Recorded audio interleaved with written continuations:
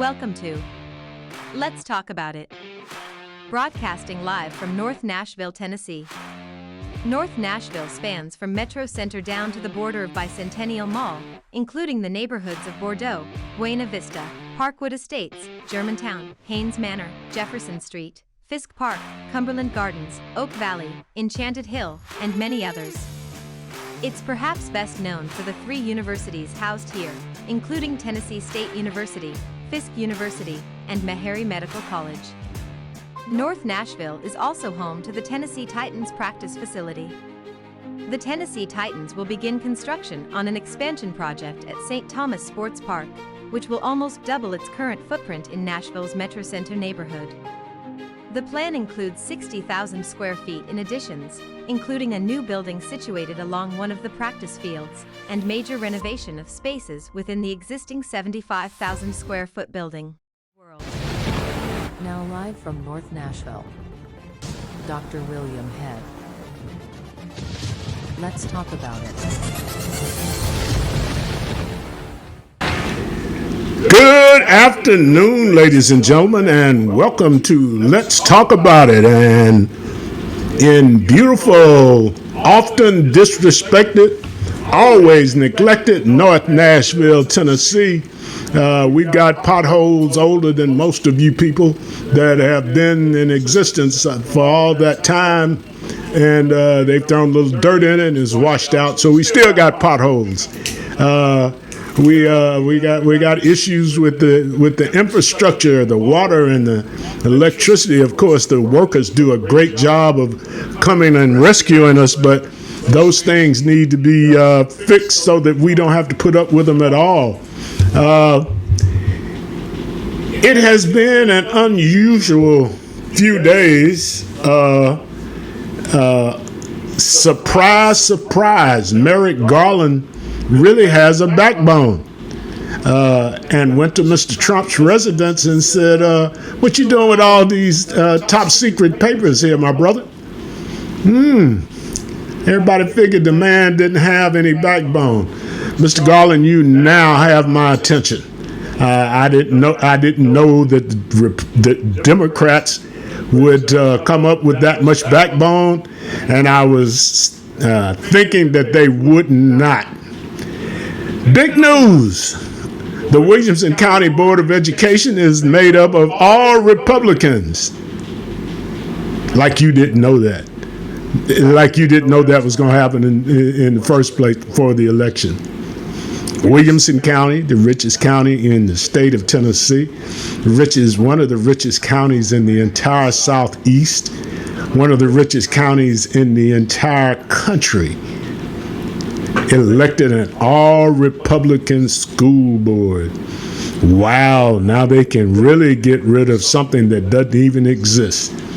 Critical race theory, you can throw it out now, Republican Board of Education.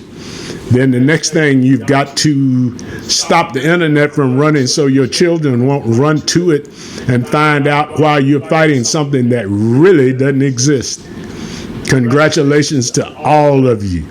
Now you can grab that tiger by the tail. You think you got problems? Wait till you have these parents run up in your meeting on you, angry and distressed. But of course, by then, King Governor Bill will have put all of the schools that he wants, the Yankee academies in Williamson County, so that you guys can learn how to sing the battle hymn of the Republic, and they sing the fight song of the University of Michigan. Isn't it unusual that the governor of the state of Tennessee would go and get him some Yankee friends to come to Tennessee and teach all you dumb Okies in Tennessee how to teach class, how to be courteous and kind to one another, all those things that the South is famous for. He wants to wring out and run it down the drain. He's running for election in November. Ladies, all you teachers, all you folks all you veterans, the Republicans up in Washington, the ones you elected, voted not to extend a bill that would pay for additional health care for veterans of who were victims of the burn pits, where they burned everything known to man, and they had to inhale. Remember them when you go to the poll. Remember King Governor Bill wanted to give away $500 million to build a stadium for Middle Tennessee. What's he done for Knoxville and Greenville and all up in that area of the country, some of the most beautiful part of the state of Tennessee? What has he done lately? He seems to be a governor of Middle Tennessee. I'm just saying, don't pay me any attention. Keep letting him spend your money with some folks that don't have any relevance to your existence. Back to Merrick Garland and his raid of 45's home. Just think, if you as a citizen of this country had as much evidence against you as has been presented in the J6 congressional hearings, you would be in jail already without bail until you were tried. All they did was go and pick up the papers that were supposed to be in the White House in the first place. Presidents don't walk out of the White House with top secret papers. Merrick Garland is right now trying to get the search warrant opened up so you know exactly what they found. The 45 took an oath to protect and defend the U.S. Constitution, but that only extends to points at which it is advantageous for him and his buddies. And right now, it's not. He doesn't have an advantage.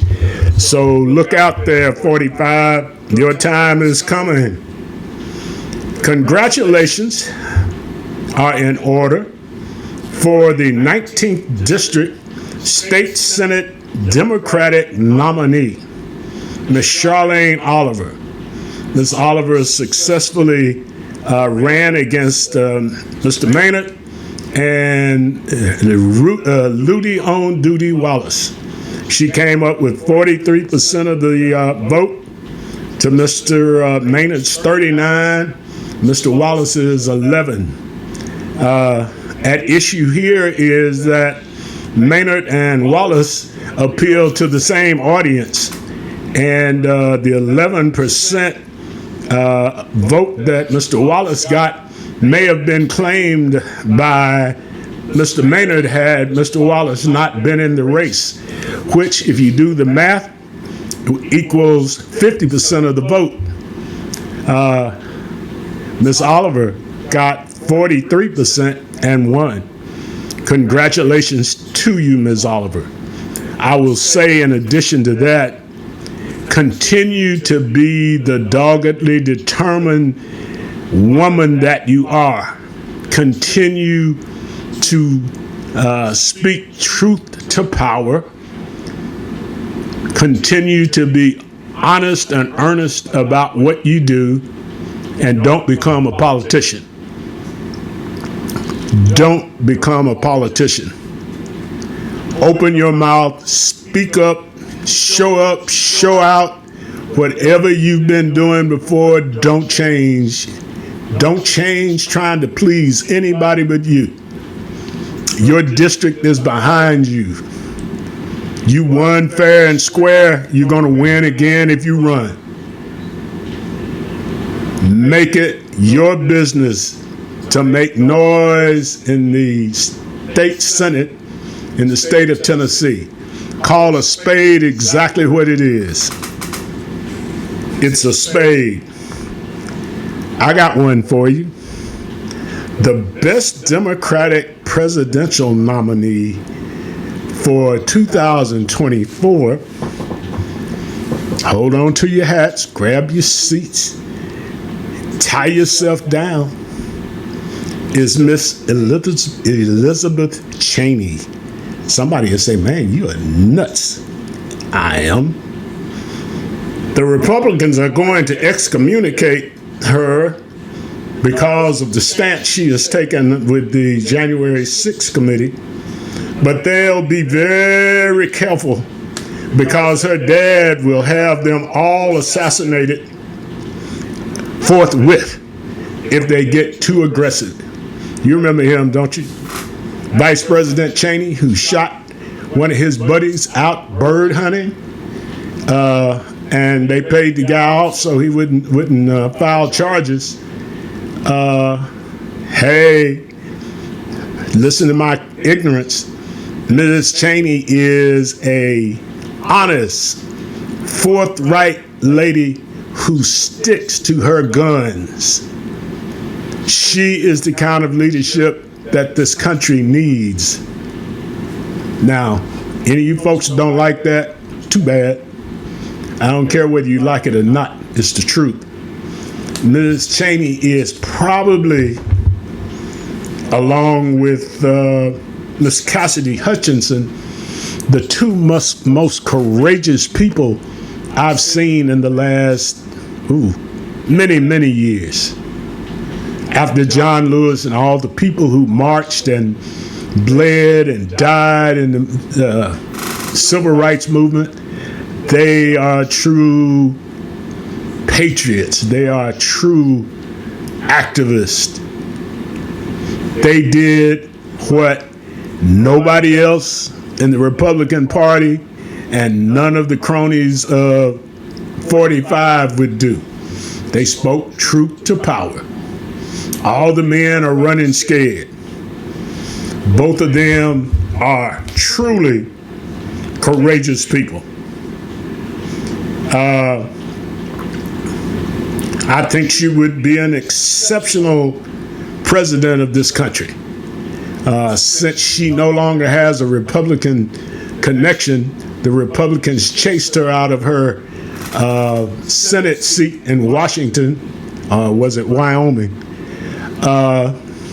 this past primary season. So she's a free agent.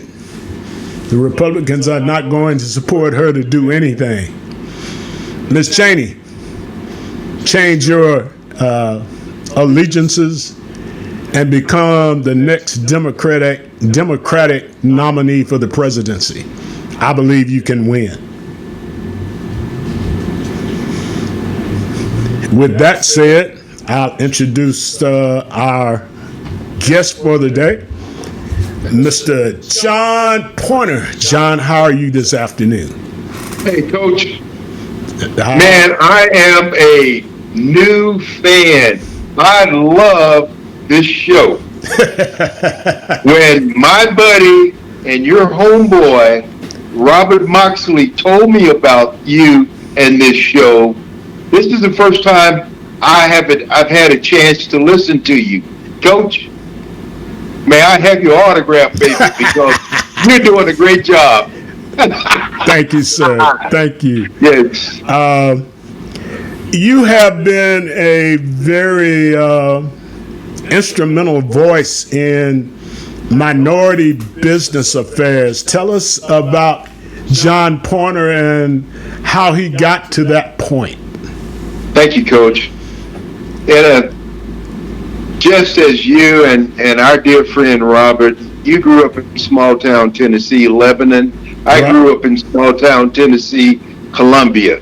Had a chance because of my football attributes to go to Vanderbilt. From Vanderbilt, I graduated.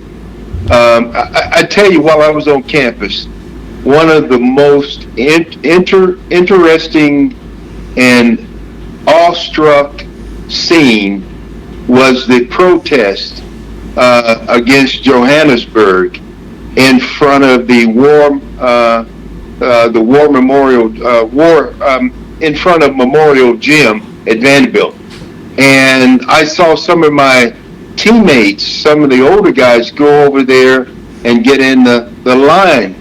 And you know what? That gave me a great impression. I'm a few years younger than you, Coach. Several. In the 60s, of course, the nation, the world, saw the marches in Tennessee, saw the marches in Alabama, saw the marches in Mississippi, and we were amazed. But to see it live and in person, it did something to me. And when I came back after playing my 5 years in pro ball, I had a chance to step up and step out. And when you stepped out, tell us about that initial foray into the battle. Coach, I had an opportunity when I was in Canada to network and then also be trained by some of the petroleum executives, wanting someone to come down in the southeastern part of the United States and market some of their tankers they were buying at discount price out of the OPEC. Mm-hmm. And once I came down and began making business contacts, there were administrators that, hey, John, if you could broker deals like this for a company in Canada and you still have the same connections, why don't you set up your own company and do it based here in Tennessee? You know, I thought about it. I did my research. I did my homework. And I got started on it. Didn't know much about the U.S. Small Business Administration. I had a college classmate of mine. His name is Clarence Smith. Clarence played basketball for Vanderbilt, and he's still a dear friend of mine. Clarence was majored in economics, and he was a banker at Third National. Clarence told me about the Small Business Administration and some of their endeavors to aid and assist minority businesses. Well, I got a loan from the SBA to expedite that information. The minority business official was a Bernie Madoff type of guy here in Nashville.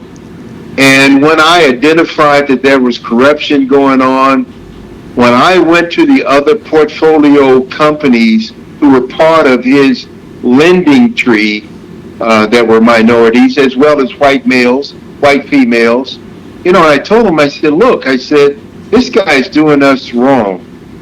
And I said, there's something about this that may be of criminal intentions. Mm-hmm. And I said, we as a team, Coach, you've been a head coach for many decades, and you know I played college and pro ball. You and I know we believe in team. We believe in unity. We believe all for one. So I'm thinking that in unity, we could go and stop this and make a difference and move on with our lives. Again, the scenario of me being a former ball player, linebacker, knowing that official will blow the whistle, throw that flag, and mark off the penalties and keep on playing. Therefore, keep on living your life, keep your business going. I thought that was going to happen. Coach, let me tell you, first, everybody was under the portfolio with their small business firms backed away. Yours truly was the only one on the platform. It took, Coach, I want to say about 5 years. So they finally found the wrongdoer guilty in criminal fraud, and ultimately he stole over $50 million. Ooh. I was invited to come and testify in Washington and get all the praise and accolades, but there was no one to assist me and my family when it came to moving on with life. There were There were no replenishments of a loan. I was in bankruptcy.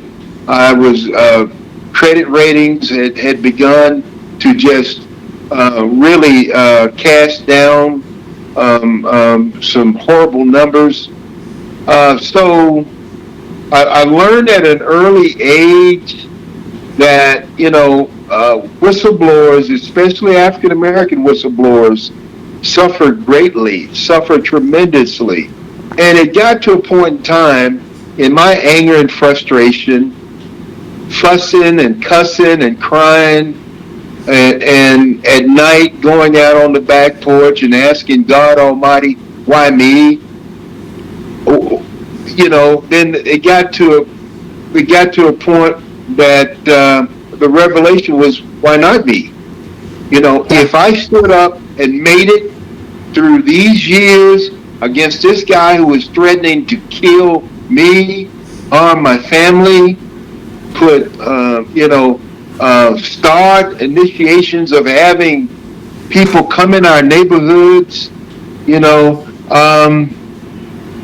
I felt that there's a need for someone such as my personality, my background, and that was the start of me letting officials know that this state is not right in the way they handle and support minority businesses, most in particular African American businesses. Ladies and gentlemen, there is Mr. Pointer's just published book, the documenting all of his challenges that he is talking about at this moment.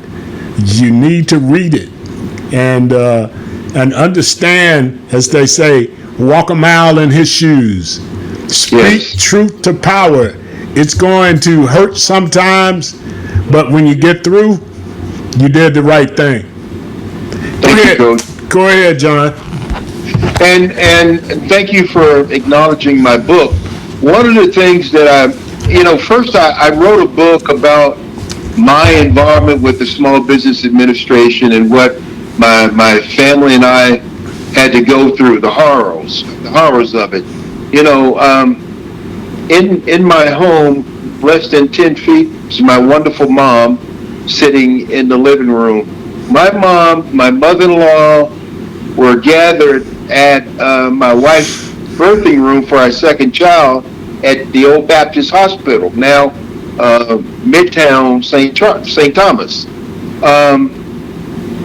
We had government officials coming into our birthing room, my wife's birthing room, wanting me to sign affidavits, wanting me to sign off on government paperwork to monitor, to go further in their investigations at the time against the corrupt SBA investor. And the depths of what government officials can and cannot do is unbelievable. So I told that story in the first book, Bend But Don't Break, an old linebacker and defense mindset. But and with great supporters such as my friend and your friend and my someone that I could lean on and talk about the destination of minority businesses in the state in other realms of concerns, I went ahead and expanded my being a change agent against different government programs, different government agencies, concerning the simplicities of minority business development. So this is a capture of 30 years of my being a sole activist in the state of Tennessee. One of the things that you just said about the destination of minority businesses in the state of Tennessee, since 1968, when the city in all of its wisdom brought two strands of the interstate right through the middle of Black North Nashville and just decimated all of the businesses along that corridor. Do you think those, how does that happen in the absence of any participant? Well, that's a dumb question. I know how it happened. It's good. Let me take what you're leading into, because that's a great topic to talk about. That's history that you and I lived through. That's here in Tennessee, but that's also were tripling effects out there nationwide. It just so happened under this new President Biden's infrastructure bill that's turned into law, one of the tasks they claim they're going to do is go back into those communities where the government planted either interstates, bypasses, freeways, and try to redo them. Now, the trillions of dollars are already designated, and they're also stating that they're going to utilize minority businessmen and also people from those underserved communities to help out in advice. Our leaders need to make sure that we are part of any change outs, any meeting with engineers, architects, meeting with whatever it takes that they're saying that's going to happen in the entire state of Tennessee. We need to have some gathering at Tennessee Department of Transportation, Tennessee Department of Economics. We need to be talking to the government's staff on, okay, what are your plans? The planning commissioners, what are your all's plans in the next 10 plus years? Because they're under the law of this infrastructure bill, it's going to be for over 3 decades, trillions and trillions of dollars designated for redevelopment under a new infrastructure, new bridges, the whole new roads, everything. So we need to be a part of it, and we need to be aggressively getting in alignment now. One of the things that I have sort of adopted as something that I look at very seriously is the development of the Eisenhower Highway projects. Back in the 50s and early 60s, when the people who sat on the commission sat and watched the planning of the highways and byways and exits and went back to their communities and informed the higher ups in the communities, and those people started taking people's property under any kind of color of authority that they could put together, and started propagating that thing into the money that was made, because they took people's property right along the right-of-ways of the highway, which meant if you were coming through a particular county, they knew exactly where the road bed was going to be, exactly where the exits were going to be. So they went, and everything they couldn't steal and take, they just murdered people and raped. So the same thing that we see in that scenario is what I see in a city like Nashville, where the interstate takes a wide looping turn, which there was a much cheaper way of doing it if you went straight down the street. Exactly.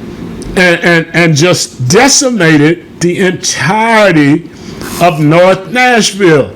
Yes. People who live on the north side of the interstate have a circuitous route to go to get anywhere south of it. And that still resonates with me. There are bridges in Nashville. There's one bridge that goes to North Nashville in Bordeaux. One. That's right, one. So the regulation of the area and the economic development of the area is directly related to the level of traffic that goes into and through those places. They put a chokehold in that area. Exactly. For over 40 years, for over 50 years, to be exact. And the funny thing is now, that bridge was there as a 3-lane bridge long ago, and they built the new bridge and then destroyed the old one and rebuilt it. And that was the only way to go north out of Nashville. Exactly. If you were going up 41, the Isle of Nashville. I said that a few weeks ago, and I got some reactions. Said, "What do you mean, the Isle?" I say, well, every direction you go in Nashville, you have to cross a body of water. Right. We are isolated. Without the bridges in this city, we are a standalone entity, because you can't get out of Nashville without crossing a significant amount of water. Right. So the bridges that have been built over the last 50 years are bridges that lead somewhere other than where people of color are. Right. Which means the economic development is flatline. Whatever it was then, all those roads coming through people's backyards murdered it. And it's difficult for us to recover from being electrocuted when we can't find a way out of it. And now you go ahead. I'm sorry, Coach. Let me tell you what's going on right now as we speak. Vanderbilt Medical Center. It's just implemented, and you guys, well, your audience may have watched on the news. They're part of a multi-million-dollar social impact study of the driver on the interstate and the passengers. Now, my concern is, how many minority businesses, or did the minority community participate in the reception of Vanderbilt receiving that type of funding, that's going to last probably for over 5 years? Was there any minority businesses a part of development? Are there any opportunities for the community to participate and receive some grant funding? We need to be involved, and we've got to make sure that our leaders have to be at the bell tower. They have to let it be known what is being passed through the capital, downtown in Nashville. For not only Nashville, but for the state. I just don't understand why we don't have a better outreach of communications within our state, as far as to make sure we're all in unison, on actions, and make sure we stand, just like you mentioned in your presentation to your listeners, your viewers. This critical race theory. I'm a former English teacher. I taught for a few years at Hunters Lane High School. My mom taught 40 years in Murray County. This critical race theory, that's a joke. That is an absolute joke. For certain crowds, certain groups to go, and even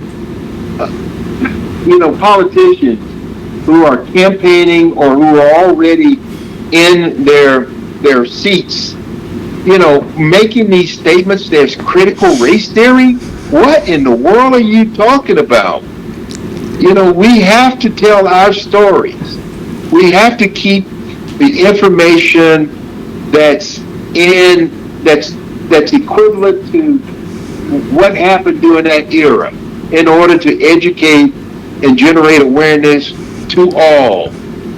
Not to say that this group were bad people or that group didn't have their act together. We need to learn what happened 100 years ago, what happened 50 years ago, in order to better prepare ourselves, you know, today, as you well know, Coach.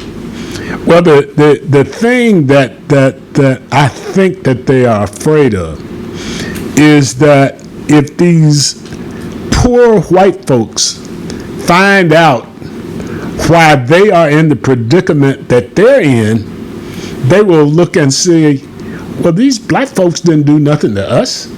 It looks Right. like the poor people in the South, the poor white man in the South, Right. is poor because slavery was in vogue at that time, which meant that any jobs and opportunities that the proletariat white citizens could have shared in and made a living, they had free labor.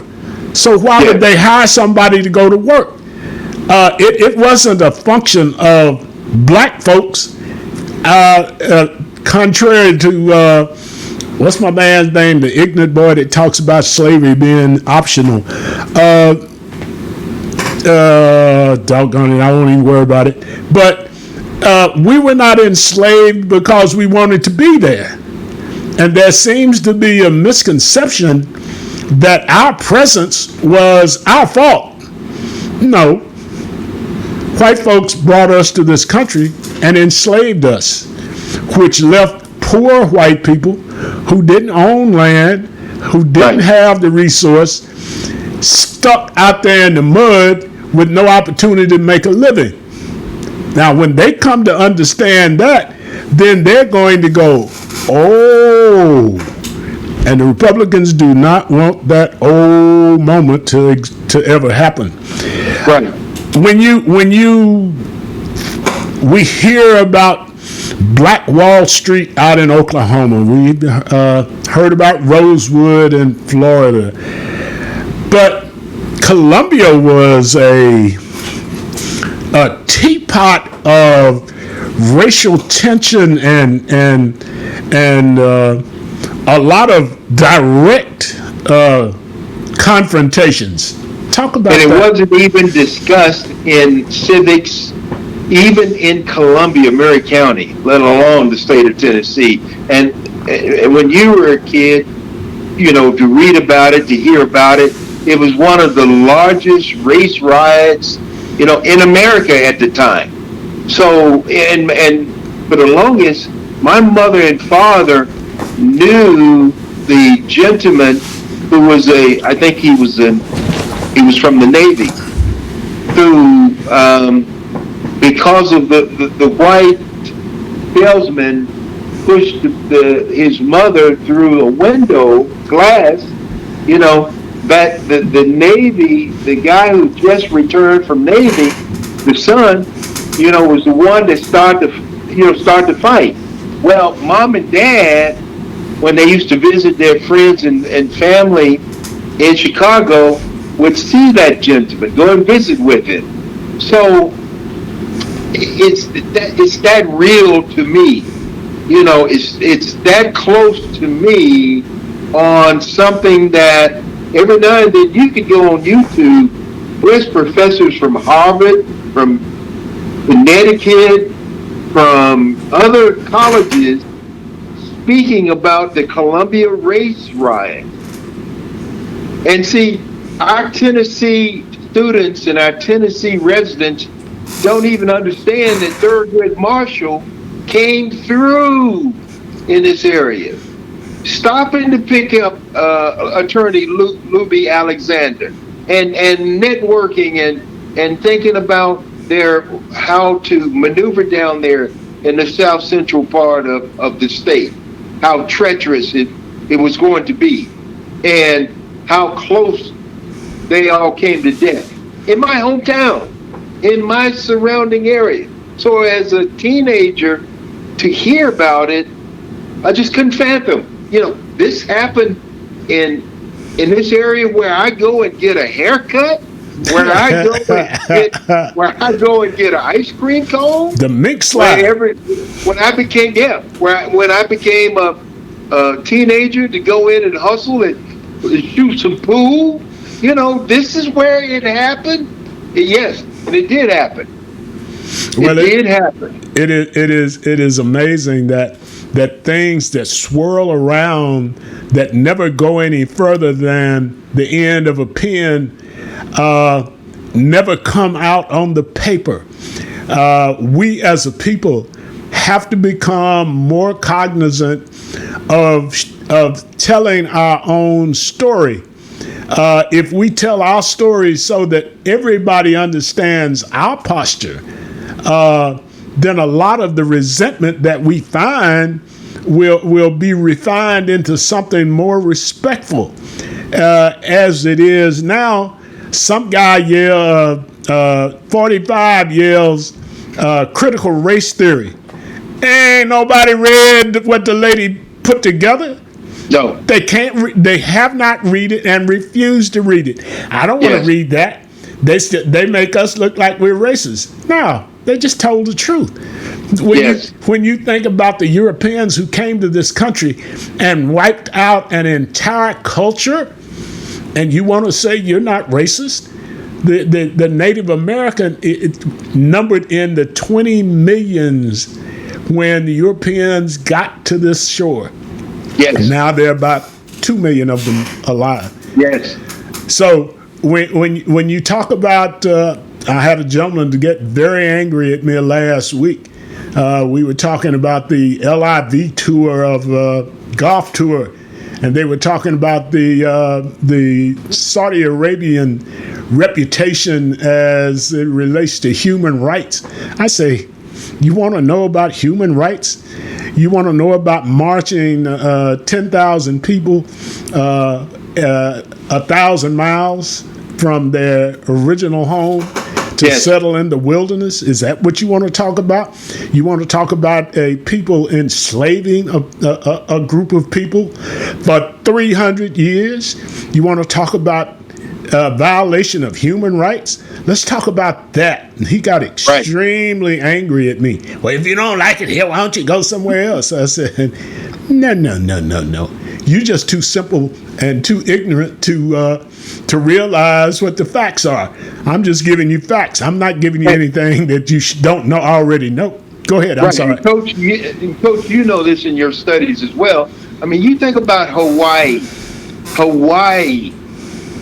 Our United States Army went over there and took over the whole country, the whole island of Hawaii. Just took them out of rulership. Took the queen out of her position and just mandated that it's now under American colony. At the time, I'm losing on my history, Coach. But to just take over and say we own this now. Well, it's amazing. Well, the funny thing about it is that these people who are hollering about the critical race theory don't want that known. The critical race theory simply states the history of this country in a very plain and unbiased way. Facts upon fact upon fact. It does not waver in its presentation of what has happened in this country to people of color. The Japanese people on the West Coast during World War II were incarcerated in centers. While German folks of German descent in this country were raising money for the Nazi war effort. Free and easy. So Right. You drop an atomic bomb on a bunch of folks in Hiroshima, and you say, well, man, did that really come out like that? Well, let's drop it on somebody else so we can figure out what the difference would be. So they drop it on Nagasaki. Nagasaki. The Japanese people, you wipe out 1.5 million people in 2 failed swoops, and you say you would have done that in Germany? No, Yeah. you wouldn't. All right. So all of these people that we're talking about are people of color who have lost lives, have lost homes, who've lost kinship. Black folks lost their language, their cultures, their relatives, all to this that they say didn't happen. Don't tell anybody we did that, but we've done it over the last 250 years, almost 300 Right. years. So I've gotten too far afield. John, when you talk about the movement of minority businesses, how can minority businesses in this community profit from the work that you've done? Coach, it still is a quagmire for me. I've done the things in the mindset of helping hundreds to thousands of minority businessmen and their families and the communities. But yet, there's never been an outreach to try to say, hey, look, there are better ways now. Let's move in that lane to enhance our economic wealth. There's never been any type of movement, any type of let's get in position now that it's been exposed in order to advance. And that's been a quagmire of mine, Coach, on wake up Tennesseans.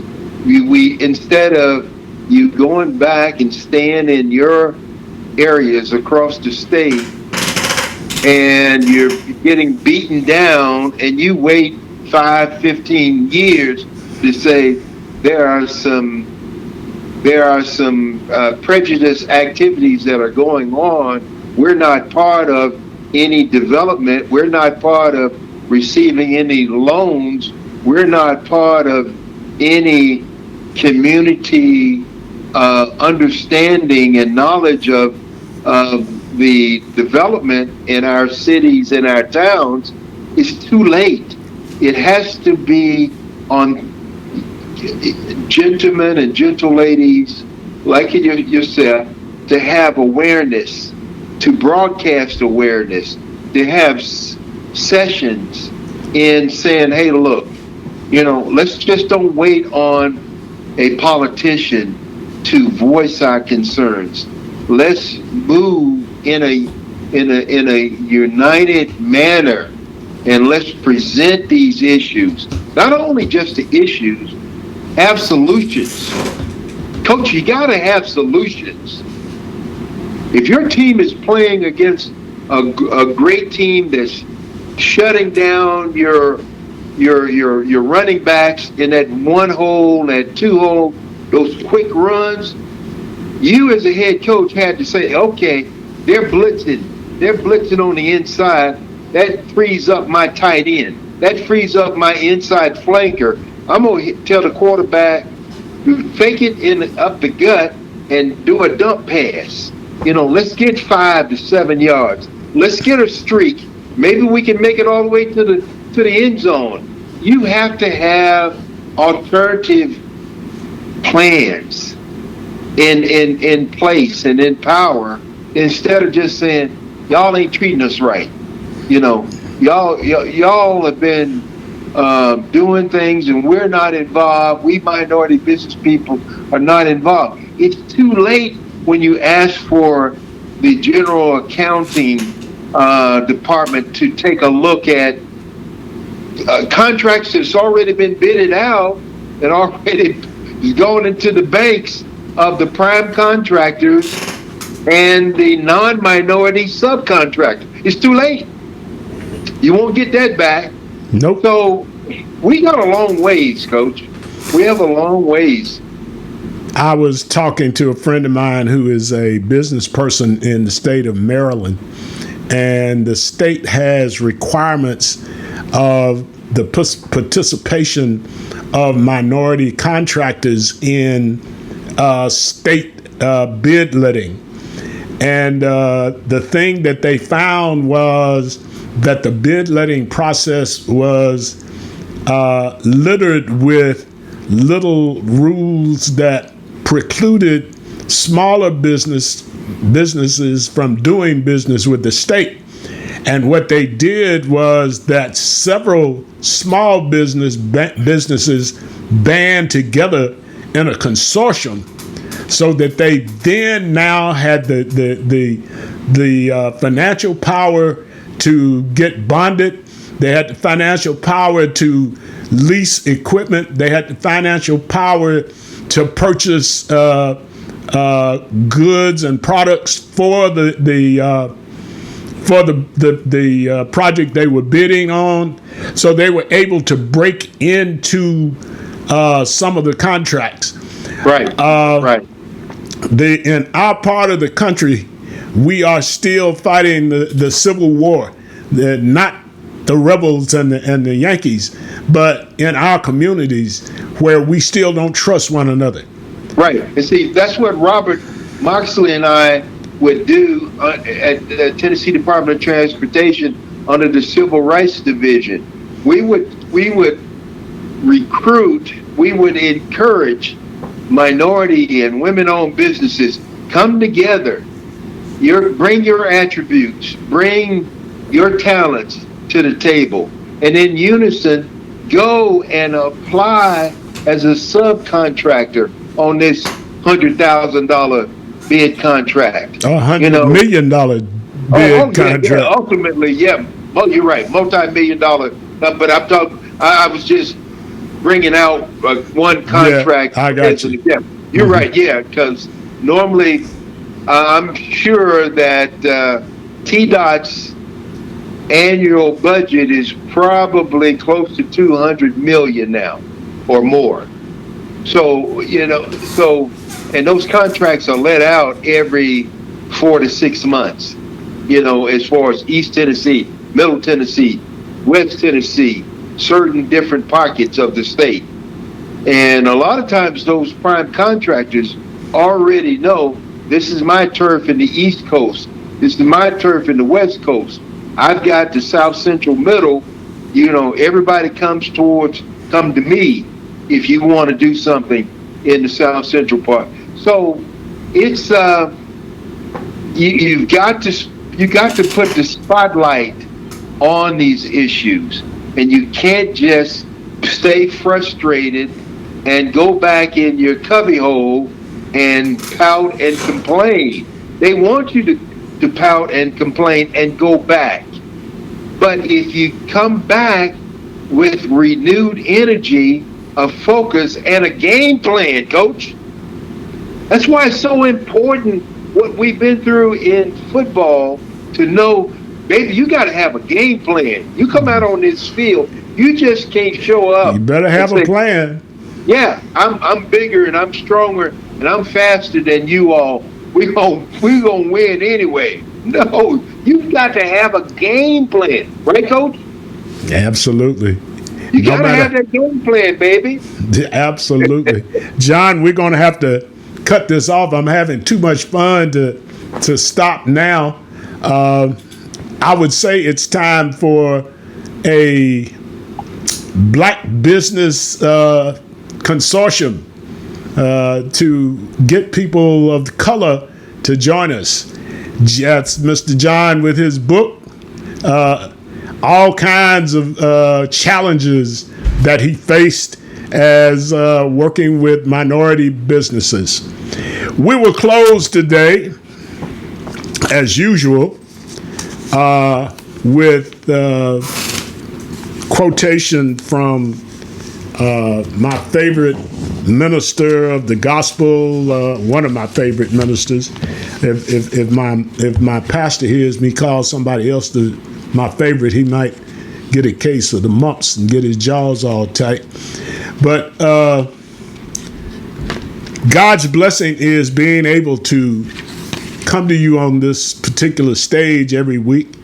The mad scientist is cooking up some new stuff. Be on the lookout for a new and improved Let's Talk About It. He's having birth problems. Notice I said he's having birth problems. He's giving birth to something that neither of us has seen before, and he is absorbed completely in it. From the desk of the late Reverend Dr. Dale P. Andrews, I have more questions than answers, more problems than solutions. From these gifts, I freely share. Know where your children are, ladies and gentlemen. Know where your children are. Find them a safe place to go. If something jumps off, this January 6th committee and Merrick Garland have stirred up a hornet's nest. They're going to run the hornet off the nest.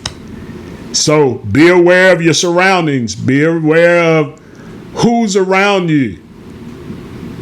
Don't fear. Just be aware. And make sure you know where your kids can go in a bad moment and that you can go and find them there. This has been Let's Talk About It. And I am your host, William Head. God bless and keep.